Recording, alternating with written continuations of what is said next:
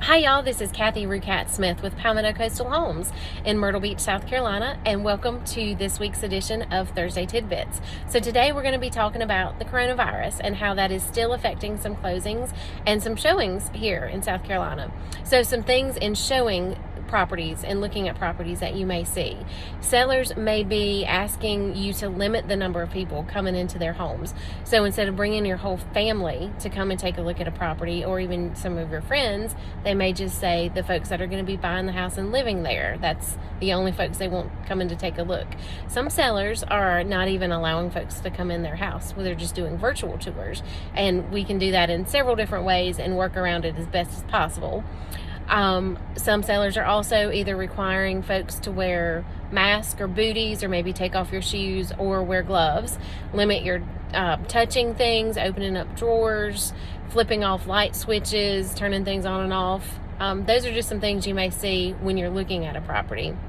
Once you get to closing, you may notice that your bank, instead of doing an appraisal of the outside and inside of the property, is just doing a drive-by appraisal.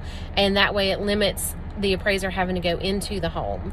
Once you get to your attorney, they are experiencing some delays in getting their title searches back. So in Horry and Georgetown County, the Register of Deeds office have limited how many people can come into the office at one time, and are requiring the title abstractors to make an appointment. So whereas before, the abstractors would go into the Register of Deeds office, everybody would be in there working, looking through deeds at the same time. They're limiting those, just to a few people at a time. So that can delay your title search. What may have taken 2 to 3 weeks in the past may be taking 3 to 4 weeks now.